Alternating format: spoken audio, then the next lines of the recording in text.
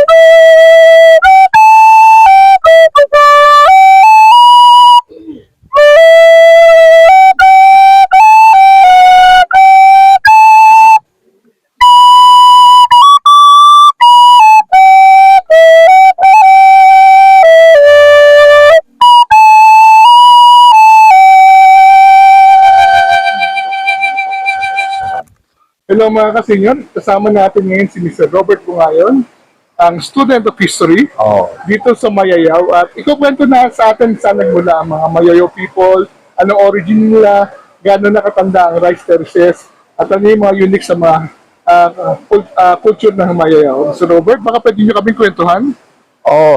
Thank you. Yung origin ng Mayoyao people dalawa. Yung mythological origin, ang una. Yung mythological origin, may historya namin na noong Great Deluge, yung panahon si Noah, may isang lalaki na pangalan Gikan o Wigan, sabi mo lang parang mas madli. At saka yung babae ay si Kukan. At nang tumaas yung tubig during the Great Deluge, nag-float sila gamit yung may isang lag at pumunta sila sa Mount Amoyaw. Yun ang pinakamataas na bundok sa aming lugar. At dyan sila lifted sa sa Mount Amoyaw. Ang problema, ang lamig-lamig diyan walang apoy. Pagkatapos, ang ginawa, may nakitang apoy sa Mount Arlagitan sa amin. Pero ngayon Mount Pulag. So sinabi sa aso na pumunta dyan para kunin. At hindi naman bumalik yung aso kasi maraming dead carcasses ng animals at saka tao. So, yung next na animal na sabihin mo pumunta dyan sa Arlaguitan ay yung pusa. Yung pusa pumunta dyan sa Arlaguitan at nilagay yung burning coal sa bibig.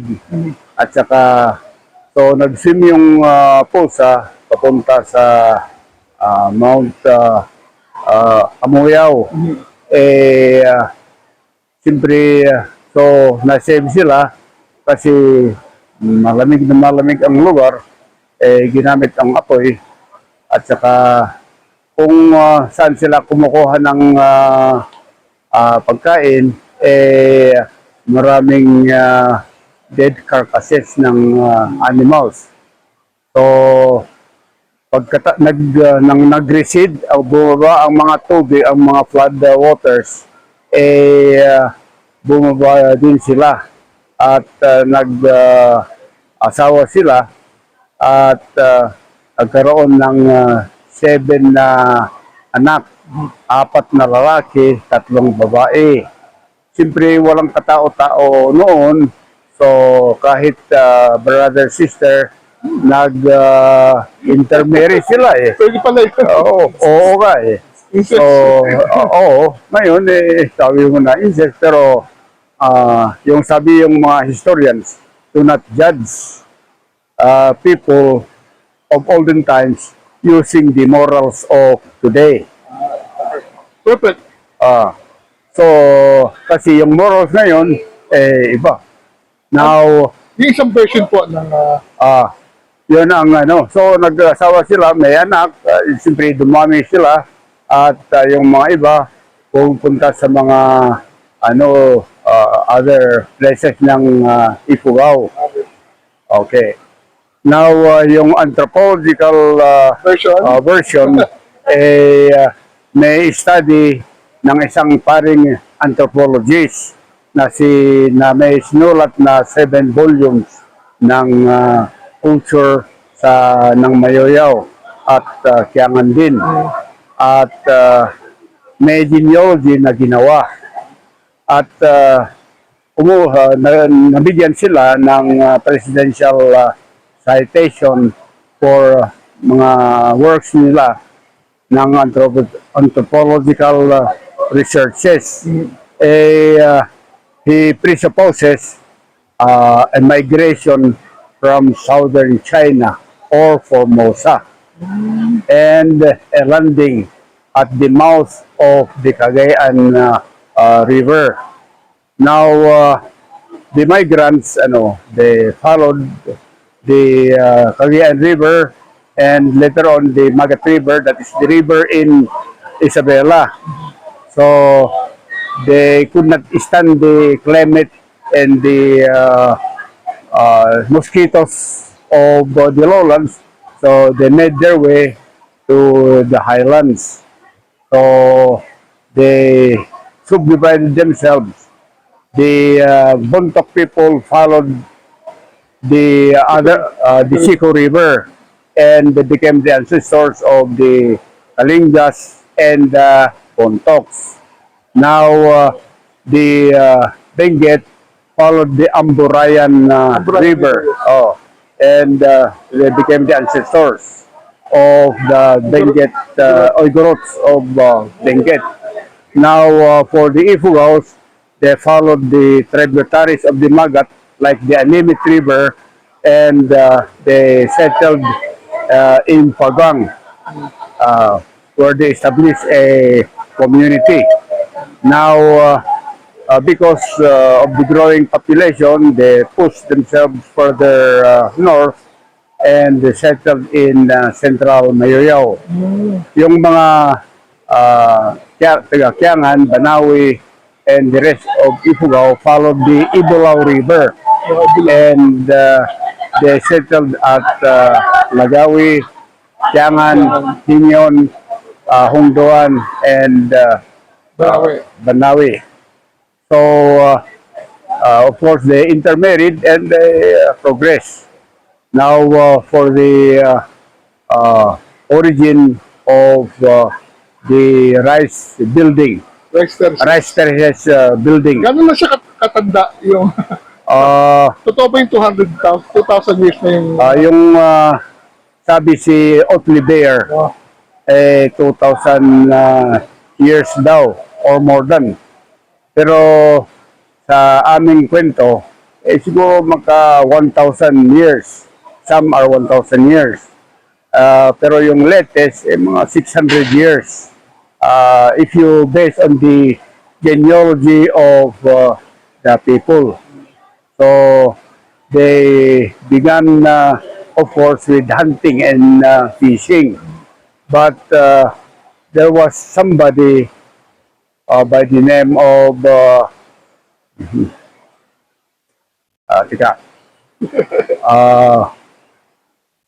Akuchar, who was a hunter, and he used to go and hunt. He had a cousin who was a farmer. So the companions of the hunter were looking down on him and said, your cousin is busy farming. What will be his bayan? Ano bang ulam nila? Pero sa for us, maraming wild pig and wild deer. So they told this story to the cousin.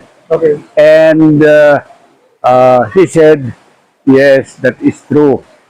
But wait until we grow older. When we grow older, our limbs would grow weak, and the deers and wild pig would go further into the forest. And how can we feed ourselves? Anyway, if I wanted meat, I can barter my palay with their meat. So when the son of the hunter died, he was asking the cousin, will you give me some of your the rice of the rice wine? Yung because a person or a parent or a husband would not be eating during the duration of the week. Sabi yung pinsan, oh, you cook the bones of your games and you use it for your meat or your food. Pero bawal sa amin yung kumakain ka ng solid, kailangan rice wine lang ang iniinom ng morning folks. So from that time on, people began to realize that the words of the farmer that when you grow older, you could hardly run after the deer and the wild pigs. But for the palay or the rice fields, the more rice fields you make, the more food you have. So they started building So terraces on the mountain. they began to join the farmer in building rice terraces for their food. So thus began the building of the rice terraces. How different are the rice terraces of Mayoyao from Banawe or from Kiangan? Ano yung difference? We have the widest rice terraces. So pinakamalaki pala ito sa Mayoyao. Oh, because the UNESCO Heritage Commission, who declared Mayoyao, 9 barangays dito sa Mayoyao ang na-declare na part of the recognized by the UNESCO as a heritage site. Sa Banawe, 2 barangay lang. Sa Batad at saka sa Bangaan. Malaki. And for Kiangan, it is only 1. And that is Nagakadan. So for Hongdoan, it is only Hapaw. Papaw. Oh yes. Now, and that's all. Now the difference is if you see these rice terraces of Mayoyao, Nakaspread yung mga bahay. Unlike sa Banawe, nakita ko naka-cluster sa Batad at sa Bangaan. so What's the reason why hiwa-hiwala yung bahay dito? teka, tapos. So they are the only terraces except for Batad that are stone paved. So that's the difference. Meron din sa mga ibang rice terraces pero not as extensive. Now visitors might ask, how did they crack these stones? Oo nga. Para mabuhat nila. Nag-apoy sila sa itaas ng bato at saka ibaba. So maraming wood na burn, and if it is heated, in-splash yung mga water, and the stone that is heated would crack. And so they also continue the process. So parang time consuming, effort consuming. Pero that was how they did it. Sobrang tibay naman. Oo. So uh, well for us, maybe visitors would be appreciating the aesthetic view ng rice terraces. But for us natives of Mayoyao, it is the lasting legacy of our folks who carved the mountainsides with their bare hands and crude wooden implements just to build a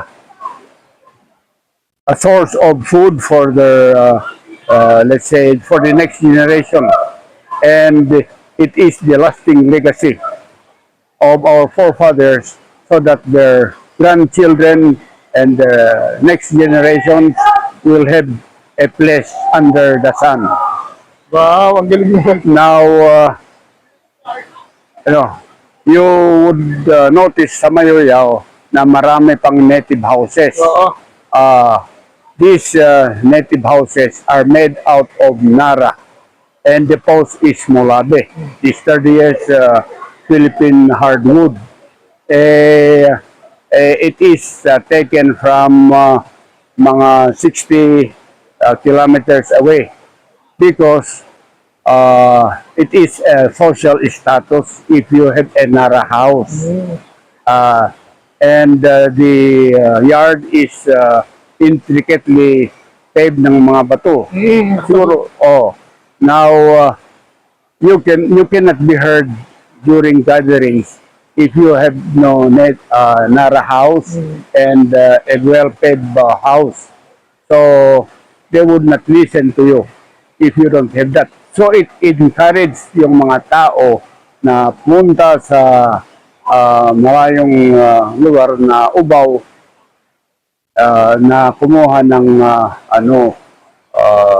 Nara lumbers para sa native house so that they can also live in a better house and also be heard by their compatriots or their kababayan during occasions. Now, you also notice na yung mga bahay ng taga Mayoyao ay hiwalay. Kasi they build their houses near their rice fields for easy maintenance. Yung sa Banawi, and it is also sa Banawi, also in the Batad and the other rest of Ifugao build their houses in clusters because they say it is good for defense. Now, for the Mayoyaos, they do not fear the what we call defense because once a house in the upper portion or the lower portion is attacked, they can just relay the message and the people would rush to help one another. So maybe they can victimize only one. But in a clustered homes, if they burn one house, the whole village would burn. So, and one thing more, the Mayos did not fear the the enemies because they were the offenders.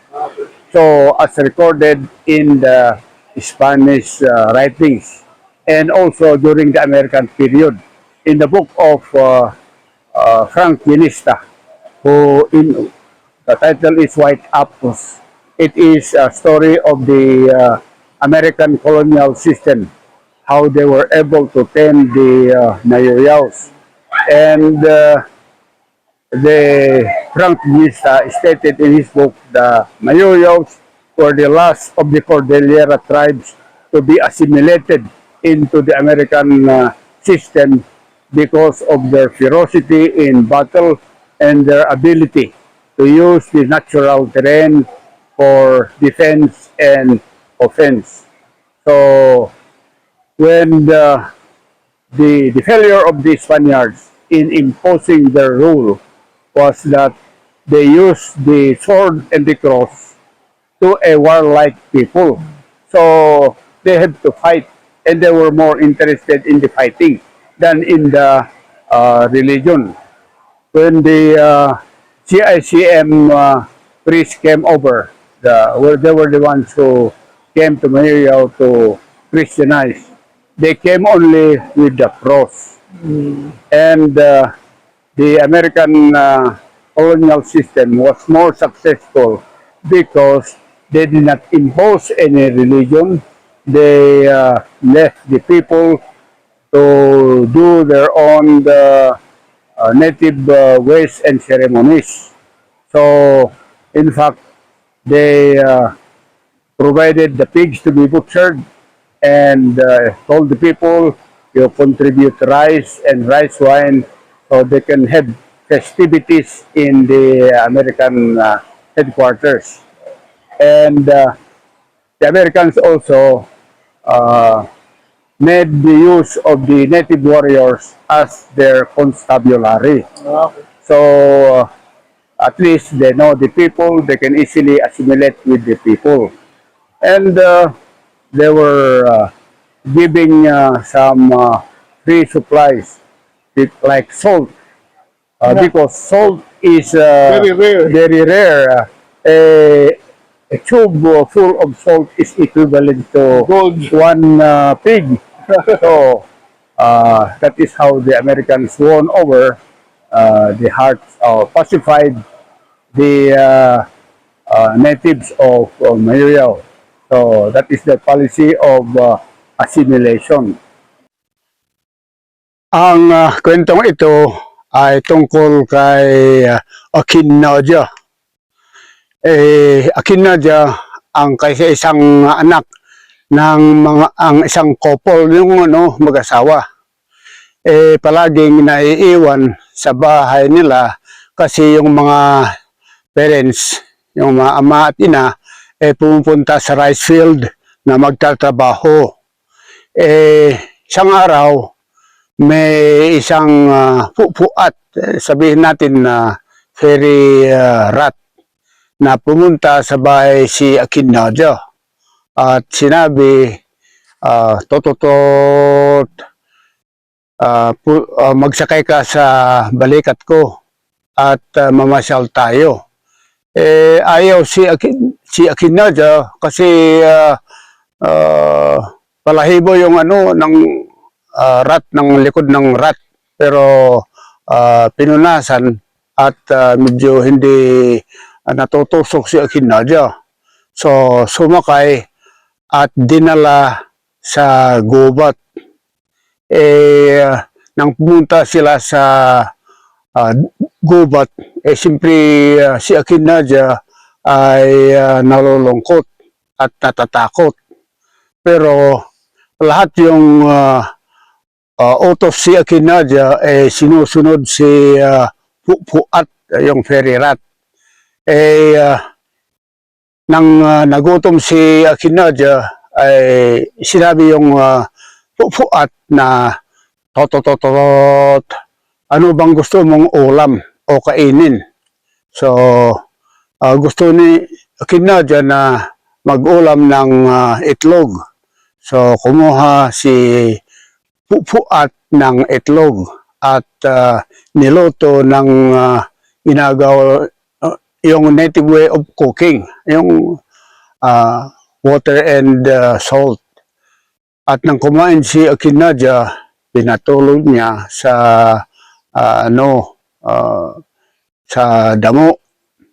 Pero soft yung damo at kumuha ng mga feathers ng mga ibon para soft, para malambot yung higaan ni Akhinnaja.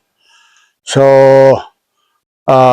palibas ang mga araw, nalulungkot si Akhinnaja. So gumawa si Puat ng swing kagaya ito. At si Akhinnaja ay nagsi-swing. Minsan medyo malakas yung pag-swing at nakita niya ang mga parents niya na nagtatrabaho.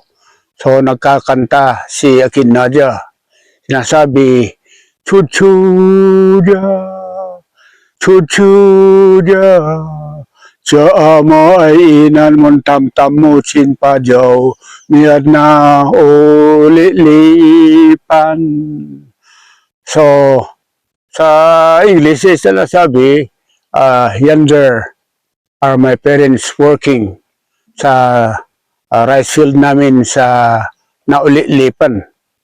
So, yung ina ni Akhinnaja, medyo narinig.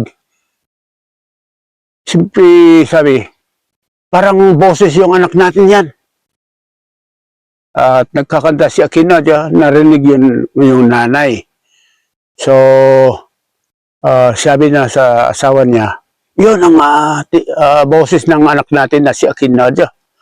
Wala akong narinig na yung narinig mo yung mga ano hangin na dumadaloy sa mga leaves ng kahoy. So, yan lang ang tiyempo na nakita niya yung parents. So, sa mga parents niya, parang nawala na si Akhinnaja. Maraming beses na pupunta sila ng naghahanap pero hindi sila nahanapan. Kasi, siyempre, yung fairy rat, kinokoberan yung mga daan. So, lumaki na si Akhinnaja at gumandang-gumanda. So, sa description namin, si Akhinnaja ay Simang. Kung sa English, ang translation ay, when she passes along the pathway, the grasses on both sides of the pathway gets wilted because of the radiance of her beauty. Now, isang araw, may sabihin mo na lalaki na pumunta sa gubat. Nakita na si Akhinnaja. At parang at a glance, isang siglat lang. At hindi niya makalimutan. So, palaging pupunta sa forest para hanapin si Akhinnaja. Pero matagal na hindi niya nahanapan. Dumating ang araw na yung pupuat namatay. Pero bago mamatay, sinabi na kay Akhinnaja na pag mamatay ako, i-burn mo ako, sunugin mo ako. So, bakit naman sunugin ka? Ikaw ang parents ko. Ikaw ang nagpalaki sa akin. At binigay mong lahat. Kasi magaganda ang mga damit niya. At kompleto ang pagkain sa bahay nila. Lahat yung gusto niya Akhinnaja nasusunod. Pero may tiyempo na mamatay ang tao, kahit kaming animals. Pero ako ay iba. So, nang namatay si Pupuat, sinunog ni Akhinnaja. Umiiyak si Akhinnaja nang nasusunog si Pupuat. At nang mawala ang apoy, nakita niya yung katawan si Pupuat nagiging ginto. So, mayaman na mayaman si Akhinnaja.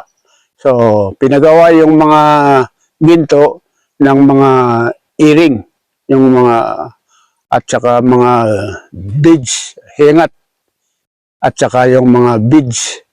So, isang araw, pumunta si Ligkodyon sa gubat at nakita na yung si Akhinnaja. Kasi nagiging palasyo yung bahay si Akhinnaja. Yung palasyo ay yung native house namin kasi hindi naman palasyo kagaya yung sa mga European countries.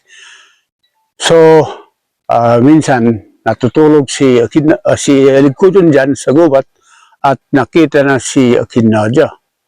At siyempre naglalaro si Ligkudon ng nose flute at saka mouth flute. Nagustuhan si Akhinnaja at lumapit. Pero may isang fairy na evil, si Emma Mataon, gusto niya na siya ang may medyo kurso na rin niya si Aligkudon kasi guwapo rin si Aligkudon. So, si Akhinnaja ay nag-propose na kung gusto mo ako, dalhin mo ako sa inyo, sa bahay nyo. So, nang pumunta, nag-hike sila at nang medyo napagod si Akhinnaja, medyo natutulog. At nang natutulog si Akhinnaja, pumunta si Emma Mataon, ang mga evil fairy. At siya ang pumunta sa sumilok sa sa yung napsak si Ligkudon. At nang pumunta si Ligkudon sa bahay nila, nang binuksan yung napsak na naglagyan kay Akhinnaja, iba ang tao. So, iba naman to. Saan mo dinala si Akhinnaja? So, sabi nila, ewan ko lang si Akhinnaja, wala akong nakita. So, bumalik si Ligkudon at hanap si Akhinnaja. At ng mga palipas ng mga araw na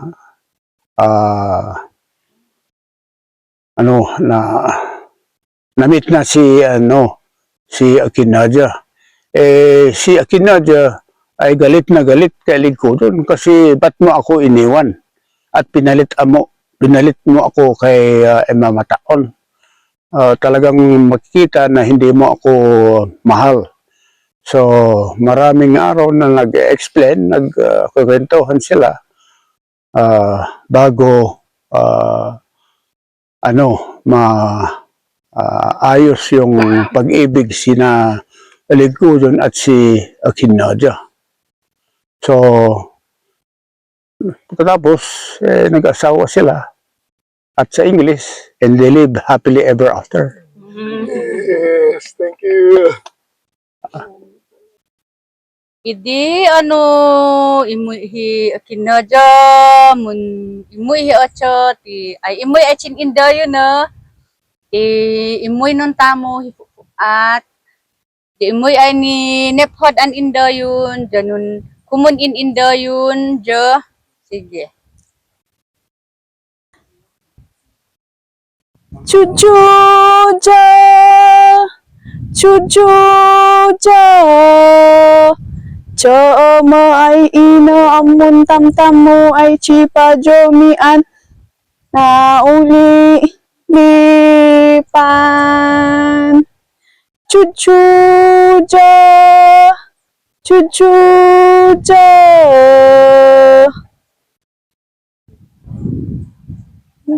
jo changar chi ina na ay amana ji ina licha Niya hi Akhinnaja ang boses Akhinnaja nui ngem hininangor jahi inana jalan mo na mid changar hi hapet Akhinnaja baka ni changar mo jay hono hagete hichi ocho jachad changar Akhinnaja ti ay nenehnot unun halinan at Tachi mati ka Akhinnaja chi inana ay amono Diimpigan ko Akhinnaja an ang kanta. Dalan ana katsa may ina tachi cha chonglon an hi Akhinnaja hitay kumun kanta. Ipigam mo kata. Chuchuja Chuchuja cho ma ay ina amun tam tam mo ay chipa jo minna uli lipan. Chuchuja Chuchuja Jo changwal fuat di imoy ano di inalina bumaba Akhinnaja tanod home and that's the song. Hello, ayan, narinig niyo ang kwento ni Sir Bobby at ang isang tumanim sa isipin ko sa sinabi niya, do not judge the people of moral, do not judge the people of olden times with the morals of today. So, ito yung lagi nating dinadala sa ating pagta-travel. Iniintindi natin na bawat kultura, iba ang ating pinanggalingan at iba yung mga lugar na pinupuntahan natin. May sarili silang pinagmulan, kultura, paniniwala. So, kailangan irespeto natin. And I'm very happy na dito sa Mayoyao, marami tayong natutunan kay Sir Bobby kung paano nagmula ang kanilang mga ninuno, kung paano sila nakarating sa lugar nito, kung paano nagawa ang mga rice terraces. Ito yung mahalagang bagay kung bakit tayo nagta-travel, nagbibiyahe, hindi para magpa-picture sa mga lugar at then umalis na without knowing about the place. But pumupunta tayo sa mga lugar nito para ma-experience, maintindihan, ma-meet ang mga taong bumubuo sa mga ganitong lugar. At in the end, yumayaman tayo ng mga kaalaman na hindi natin mababasa sa libro or makapapanood sa TV, kundi na-experience natin sa mga lugar na pinupuntahan natin. That's the reason kaya natin ginagawa itong pagbabiyahe. You have to get out of your comfort zone. Umalis kayo at ma-meet ang mga taong may magagandang storya. So with that, I'd like to thank you very much for watching this very short vlog about the Mayoyao people. Travel while you can. Biyahe tayo. Until our next vlog, see you soon.